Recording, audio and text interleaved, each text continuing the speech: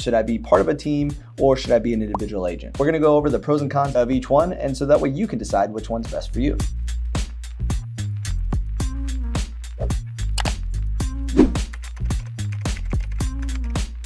What's up, guys? Welcome back to the channel. If you're new here, I'm Dylan Hernandez, Marine Corps veteran turned real estate professional, and I'm here to help you navigate the real estate industry. And today we're going to talk about a very important decision, whether you're a new agent or a seasoned one. Now let's get into it. All right, first let's talk about being an individual agent. If you're an individual agent, all that means is you're part of a brokerage and you are on your own. You don't have a team around you. You have to build your business, your systems and processes around you, and have your own marketing, branding, and everything else. So this is a path that a lot of agents like to take because you have full control and autonomy of your business, of how you want it to be, how you want it to be branded, and how you want to run it, really. You have full autonomy of your strategies, your marketing, however you want to run your business, it's your decision. Another reason why a lot of agents choose this option is because you get more commission. Because typically when you're part of a team, not only are you paying whatever you have owed your brokerage, but you also owe a certain split to your team. On the same token, when you're an individual agent, you have control of your own schedule. You don't have anyone to answer to, and you're your own business owner. So you have full control of how you want to run it. The other benefit of being an individual agent is your personal branding. A lot of the times when you're part of a team, you're responsible for being branded to their brand and building the name of their brand. So your efforts, no matter how hard they might be, you might feel like you don't have your own individuality or your own identity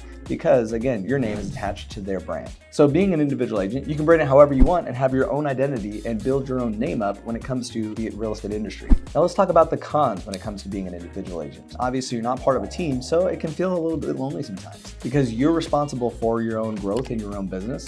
And if you haven't built a team around you, you're responsible of doing everything yourself. So that can be a lot for some people. And with that, there's a lot of responsibility with it because at the end of the day, you are a business owner. If you're doing it right, you want to ensure that you have a business, not just a hobby that you're doing on the weekends. So that means you're responsible for ensuring that the marketing is going well, ensuring your clients are getting taken care of, ensuring all the admin's taken care of, and so on and so forth. So there's a lot of responsibility on you as an individual agent if you don't have the system processes in place. The other one could be resources. If you're a newer agent, then you might not have the same resources as a more seasoned agent that's been doing it for a while. So you might not have as much resources as those who are on a team or a group, at least not starting off, unless you have the capital to do so. And lastly, one of the cons can be the time management. Because again, since you're responsible for a lot more, you have a lot more time management that you're in charge of to ensure that everything goes smoothly and that you're able to ensure that you have a successful business. Now let's talk about joining a real estate team. It's a great way to start your business, especially for those who are either part-time and don't have the time to build up their business on their own, or someone who's just really not very self-driven and doesn't want to have all that responsibility on them.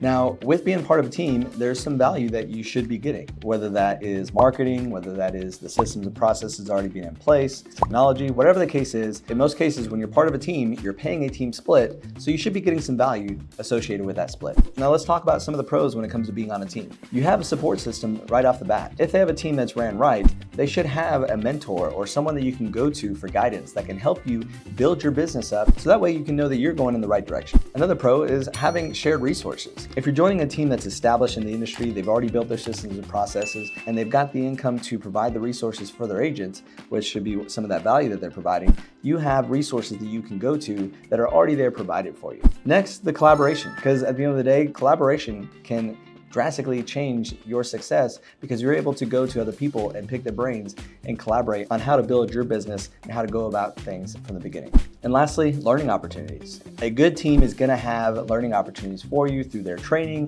through their weekly meetings, depending on how they're set up. So you should be able to learn a lot from a team because they've already paid that ignorance tax of not knowing how to do things through their experiences in building up their business to where they're at now. Now let's talk about cons. One of the biggest ones is going to be your commission split. Because in a lot of cases, when it comes to being on a team, you're going to pay a split to your team. That split can drastically change depending on the team that you're on and the brokerage that you're with, because everyone runs their business a little different. It could be a 50-50 split. It could be a 40-60 where you pay them 60%. A lot of them can have tiered systems and you get more commission the more sales volume that you have, which in my opinion is the best way to do it because it incentivizes you to grow. But at the end of the day, no matter how much you do, in most cases with a team, you're not going to ever get 100% of your commission. which is one of the biggest reasons why people end up leaving a team. The next con is going to be less autonomy, because at the end of the day, you're representing their brand. So they're going to want things to be done a certain way, and sometimes you might not agree with how they want to do it. That's just part of being on a team. You've got to be a team player.